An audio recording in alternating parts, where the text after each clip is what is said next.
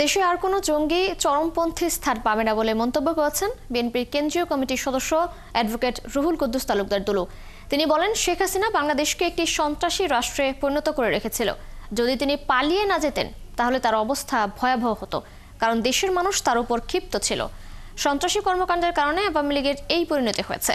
তাই তারেক রহমানের নির্দেশে বাংলাদেশে আর কোনো সন্ত্রাসী, জঙ্গি এবং চরমপন্থীর স্থান দেয়া হবে না। মঙ্গলবার নাটোরের নলডাঙ্গা উপজেলার ব্রহ্মপুর ইউনিয়ন যুবদলের আয়োজনে এক স্মরণ সভায় এসব কথা বলেন তিনি।